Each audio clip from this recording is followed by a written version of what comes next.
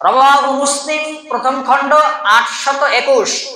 অত্র হাদিসের বর্ণনায় আল্লাহর নবী তিনি বলেন, ইন্নামা জুইলাল ইমাম লিউতাম্মা বিহি, ইন্নামা জুইলাল ইমাম লিউতাম্মা বিহি। এক ইমাম নিয়োগ করা হয় কেন? বলুন উত্তর কি হবে? ইমাম নিয়োগ করা হয় কেন? ইমামের পিছনে আপনারা সালাত আদায় করছেন কেন?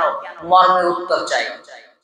অত্র হাদিসে আল্লাহর নবী বললেন, ইন্নামা জুইলাল ইমাম লিউতাম্মা বিহি। তোমরা কি জানো ইমাম কেন নিয়োগ করা হয়? ইমামের পিছনে তোমরা কেন সালাত আদায় করো? তার অনুসরণ অনুকরণ করার জন্য ইমাম নিয়োগ করা হয়। বলুন শিক্ষা এক, ইমামকে নিয়োগ করা হয় ইমামের অনুসরণ করার জন্য, অর্থাৎ আগত মুসল্লি তারা ইমামকেও অনুসরণ করবে। বলেন সবাই, ইমাম নিয়োগ করা হয় কেন? ইমামের অনুসরণ অনুকরণ করার জন্য। হাদিস যেন ছুটে না যায়, চোখ কান খোলা রেখে টনক নাড়িয়ে অত্র বক্তব্য শোনার চেষ্টা করেন, আমল করেন, বক্তব্যের সাথে মুনাফিকি করবেন না। ইমাম নিয়োগ করা হয় উত্তর ইমামকে অনুসরণ এবং অনুকরণ করার জন্য ইমাম নিয়োগ করা হয়। ইমামের পিছনে আপনি সালাত আদায় করছেন মানে ইমামকে আপনি অনুসরণ করছেন, অনুকরণ করছেন, ইমামকে মেনে নিচ্ছেন। মেনে নেওয়া ওয়াজিব, বাধ্য। এক। দুই, অত্র হাদিসের বর্ণনা আল্লাহর নবী তিনি বলেন, ফাইজা কাব্বার, যখন ইমাম তাকবীর দেয়, ফাকাব্বিরু, তোমরা তাকবীর দিবে।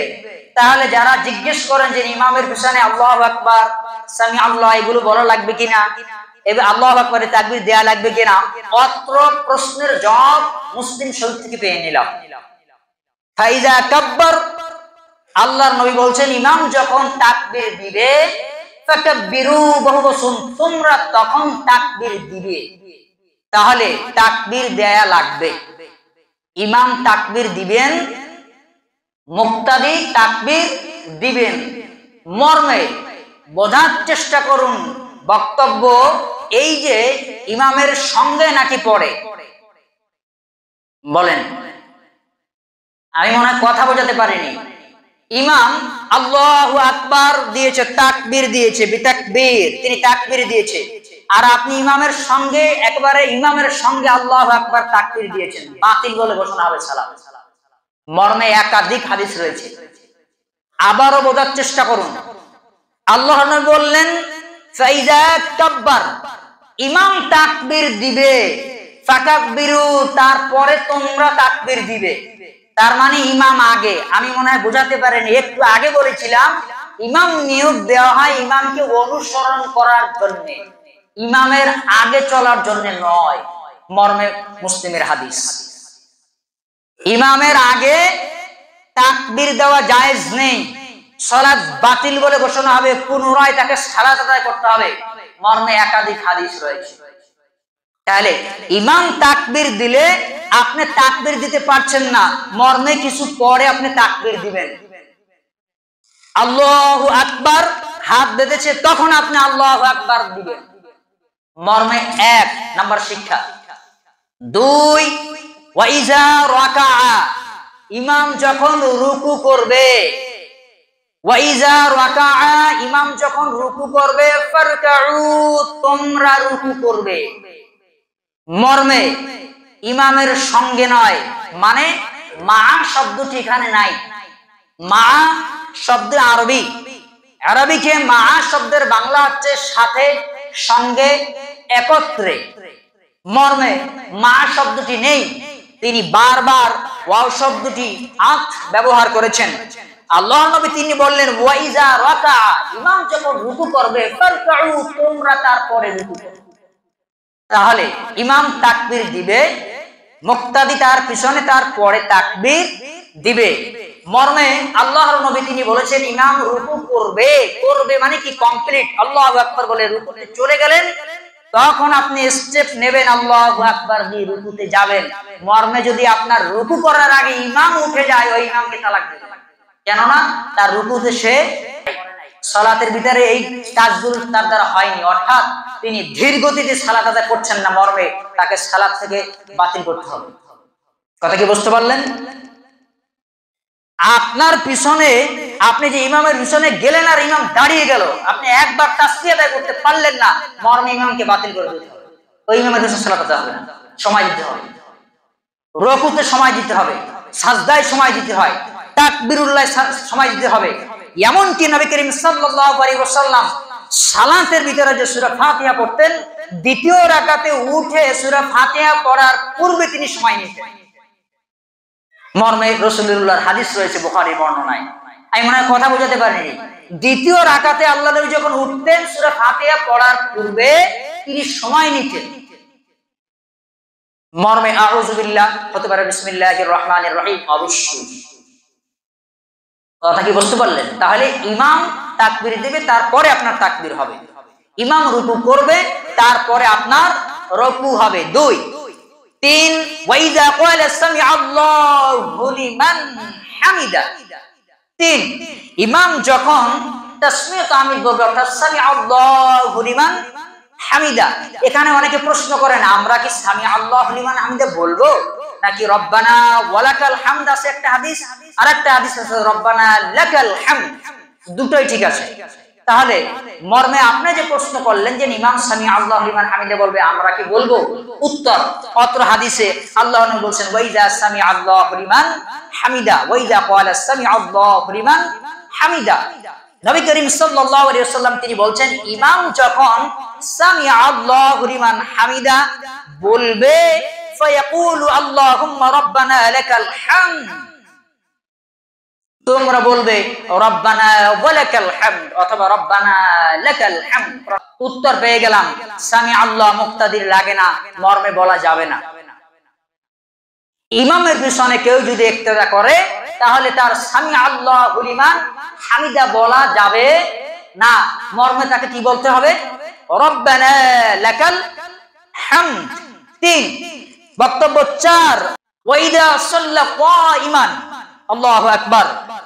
ওয়াইদা আর যখন সাল্লা কাইমান, ইমাম যখন দাঁড়িয়ে সালাত আদায় করে, ফাসাল্লু কিয়ামান, তখন তোমরা দাঁড়িয়ে সালাত আদায় করো। মর্মে হাদিস যেন ছুটে না যায়, খবরদার। আল্লাহ নবী বললেন, ইমাম যখন দাঁড়িয়ে সালাত আদায় করে তোমরাও দাঁড়িয়ে সালাত আদায় করো। খেয়াল করুন, অত্র হাদিসের স্ট্রাকচার জুমলা শেষ বাক্যে তিনি বলছেন ওয়াইদা সাল্লা কাঈদান ফাসাল্লু কুউদান, ইমাম যখন বসে সালাত আদায় করে তোমরাও বসে সালাত আদায় করো। কি বুঝলেন বলেন? হাদিসের শেষ বাক্যে কি বুঝলেন? ইমাম যখন দাঁড়িয়ে সালাত আদায় করে, আগত মুসল্লি দাঁড়িয়ে সালাত আদায় করতে বাধ্য। যদি অসুস্থ থাকে তার ক্ষেত্রে ভিন্ন। মর্মে ইমাম যখন বসে সালাত আদায় করে তোমরাও বসে সালাত আদায় করো, মর্মে সুস্থ থাকলেও বসে সালাত আদায় করতে বাধ্য। আমি মনে হয় বোঝাতে পারিনি। বলেছিলাম অত্র হাদিস 821 মুসলিমের বর্ণনা, ইমাম নিয়োগ করা হয় তাকে অনুকরণ করার কারণে।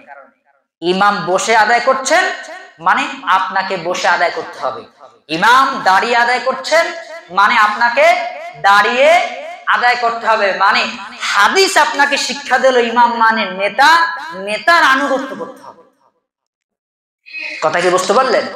হাদিসের সারাংশ, হাদিস বোঝাচ্ছেন আপনাকে যে ইমাম বসে করলে আপনাকে বসে, ইমাম দাঁড়িয়ে করলে আপনাকে দাঁড়িয়ে। মর্মে ইবনে মাজাহ 960 অত্র হাদিসের বর্ণনায় আল্লাহর নবী তিনি বলেন, হাদিসটি বর্ণনা করেন আবু হুরায়রা। আবু হুরায়রা রাদিয়াল্লাহু তাআলা আনহু قال قال رسول الله صلى الله عليه وسلم, আবু হুরায়রা তিনি বলেন, كان النبي صلى الله عليه وسلم يعلمنا, আমরা নবী করিম সাল্লাল্লাহু আলাইহি ওয়াসাল্লামের কাছে ছিলাম। 2 ইউআল্লিমনা, নবী আমাদেরকে শিক্ষা দিতেন। মর্মে একজন ইমাম শিক্ষা দিবেন। একজন ইমাম দায়িত্বশীল, তার কাজ হলো আগত মুসল্লি ভুল করবে, ভুলকে শুধরে দেওয়া, সঠিকটা জানিয়ে দেওয়া। মর্মে আল্লাহর নবী ইউআল্লিমনা, তিনি শিক্ষা দিতেন আমাদেরকে। আবু হুরায়রা বলছেন, আন লা নিবাদির আল ইমাম বির রুকুই ওয়াস সুজুদ, নুবাদির বিল ইমাম, আল ইমাম আইম্মা বহু বচন ইমাম, অর্থাৎ তোমরা যার পিছনে ইক্তেদা করছো, বির রুকুই ওয়াস সুজুদ, রুকু সাজদা যেন ইমামের আগে না হয়। এই বাক্য, এই শিক্ষা নবী আমাদেরকে দিয়েছেন। মর্মে ইবনে মাজার হাদিস 960। তিনি বললেন আবু হুরায়রা, যে আমরা বসা ছিলাম, নবী আমাদেরকে শিক্ষা দিতেন যে ইমামের আগে বির রুকুই ওয়াস সুজুদ, ইমামের আগে যেন রুকুতে যাওয়া না হয়, ইমামের আগে যেন সাজদায় লুটিয়ে যাওয়া না হয়, ইমামের আগে যেন তাসমিহ তাহমিদ না হয়, ইমামের আগে যেন বিতাকবীর তাকবীর না হয়, ইমামের আগে যেন তাকবীরুল্লাহ না হয়। এই শিক্ষা আল্লাহ নবী হাতে কলমে দিয়েছেন আগত সাহাবায়ে কেরামদেরকে। ওয়াইদা সাজাদা ফাসজুদু ওয়াইদা কাব্বারা ফাকাব্বিরু ওয়াইদা সাজাদা ফাসজুদু, ইমাম সিজদা করবে তারপরে তোমরা সিজদা করবে, ইমাম রুকু করবে তারপরে তোমরা রুকু করবে। এমনকি ইমাম আল্লাহর নবী সিজদায় লুটিয়ে যেতেন, তার অবনত মস্তককে জমিনে লুটিয়ে দিতেন, তখন সাহাবায়ে কেরাম তারা তাদের কোমরকে বাঁকা করতেন। কথা কি বুঝতে পারলেন? আল্লাহর নবী সামি আল্লাহু লিমান হামিদা রব্বানা লাকাল হামদ পড়ে আল্লাহর নবী যখন সিজদায় লুটিয়ে যেতেন, উপস্থিত পিছনে যারা সাহাবায়ে কেরাম ছিলেন তারা নবীর পিছনে কি সিজদায় স্টেপ নিতেন, তারা তাদের মাজা বাঁকা করতেন। বলুন তো তারা কারা? যারা ইমামের সঙ্গে করছে। ইমামের সঙ্গে করা নিষিদ্ধ, ইমামের আগে করা নিষিদ্ধ, ইমামের অনেক পিছে করা নিষিদ্ধ। এই তিনটা খেয়াল রাখবেন। এক, ইমামের আগে করা নিষিদ্ধ, ইমামের সঙ্গে করা নিষিদ্ধ, ইমামের অনেক পিছে করা নিষিদ্ধ। অনেক মানে ইচ্ছা মতো আপনি সময় নিচ্ছেন। আপনাকে খেয়াল রাখতে হবে যে ইমামের আগে না যায়, এতটুকুন খেয়াল করে ইমামকে ফলো করবেন, আপনি অনুকরণ করবেন। মর্মে একাধিক রাসূলুল্লাহর হাদিস পাওয়া যায়। বুখারীর বর্ণনা 722। অত্র হাদিসের বর্ণনায় নবীজি বলেন ইন্নামা জুইলাল ইমাম, আবারও তিনি বলছেন ইমাম নিয়োগ করা হয় লিউতান্নবি, তাকে অনুসরণ এবং অনুকরণ করার জন্য, তার আগে কিছু করার জন্য নয়।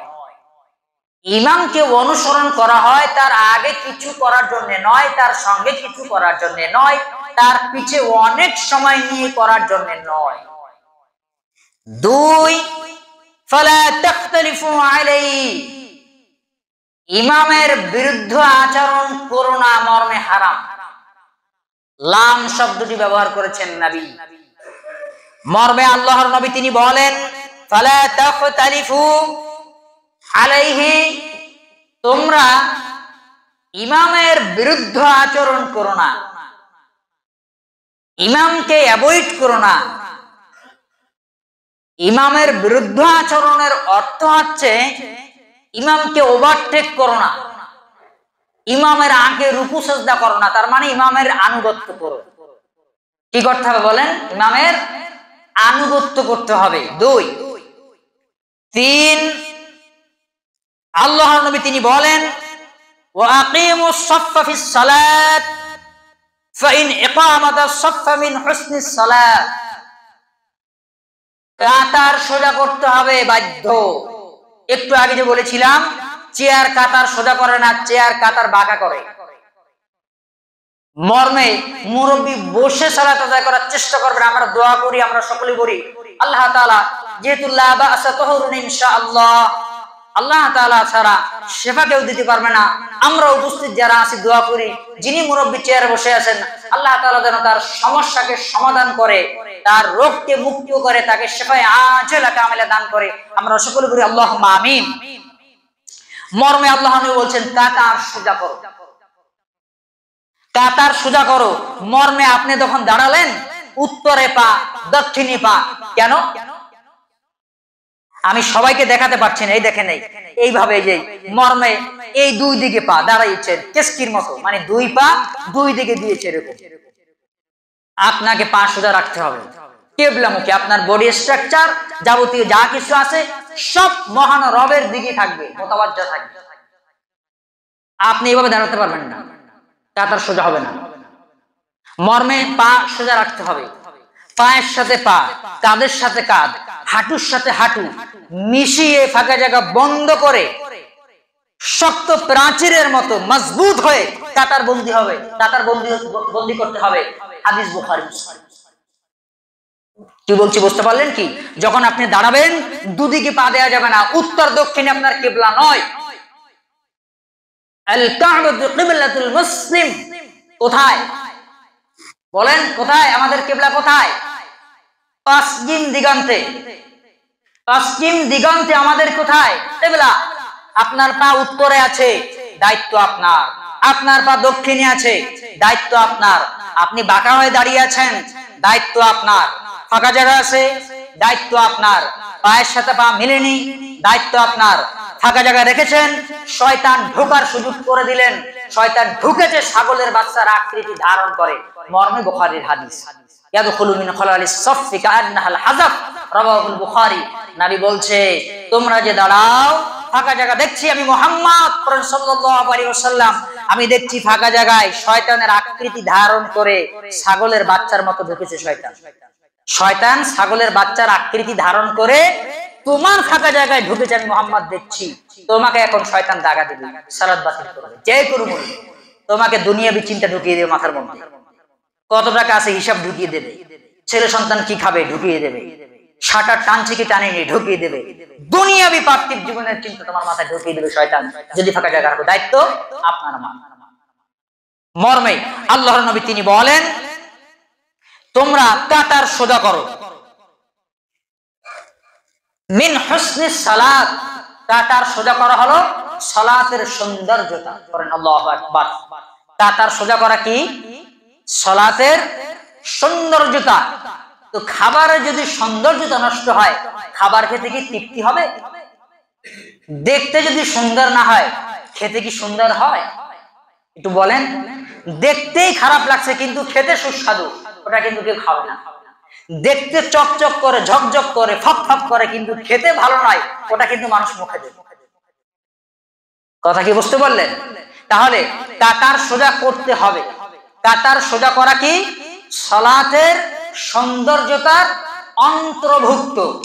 বলেন, সালাতে কাতার সোজা করা কি? সালাতে সৌন্দর্যতার, পূর্ণতার বাকি থেকে যায়। কাতার বাঁকা হলে সালাতের অংশ বিশেষ বাকি থেকে যায়, অসুন্দর হয়। আর অসুন্দর হলে কি আল্লাহ কবুল করবেন? বলেন, আল্লাহ সুন্দর, তিনি সুন্দরকে, তিনি জামিল, ইউহিব্বুজ জামাল, তিনি সুন্দর, তিনি সুন্দরকে পছন্দ করেন। সুবহানাল্লাহ। ফাত্তাহহারু, আল্লাহু ইউহিব্বুল মুত্তাহহিরিন। কোরআনে আল্লাহ বলেছেন তোমার রব পবিত্র, তিনি পবিত্রতাকে পছন্দ করেন। সুবহানাল্লাহ। হাদিস, আল্লাহ সুন্দর, তিনি সুন্দর পছন্দ করেন। কোরআন, আল্লাহ তাআলা পবিত্র, তিনি পুত পবিত্রকে পছন্দ করেন। সুবহানাল্লাহি ওয়া বিহামদিহি। তাহলে কাতার সোজা করতে হবে। কাতার হলো সালাত সুন্দরের একটা অন্তর্ভুক্ত। এই দায়িত্ব আপনার আমার, ইমামের তো অবশ্যই। প্রত্যেক সালাতে প্রতিবার ইমাম বলবে, দাঁড়িয়ে কাতার সোজা করি, সামনের কাতার আগে পুরা করি, ফাঁকা জায়গা বন্ধ করি। মর্মে আল্লাহর নবীর ইন্তেকালের পূর্ব মুহূর্ত পর্যন্ত, তার ওফাতের পূর্ব মুহূর্ত পর্যন্ত আল্লাহর নবী বলেনি মর্মে প্রমাণ হবে। তিনি বলেছেন, প্রত্যেক ওয়াক্তেই বলেছেন কাতার সোজা করো। এমনকি আল্লাহর নবী সাহাবায়ে কেরামদের কাছে কাছে গিয়ে কাঁধ ধরে ধরে ফাঁকা জায়গা বন্ধ করেছেন। তিনি বলেছেন, আগে সমস্যা সমাধান করো, পরে সালাত। সালাত একটি অতি গুরুত্বপূর্ণ ইবাদত। কি করে আমি আপনাকে বুঝাই।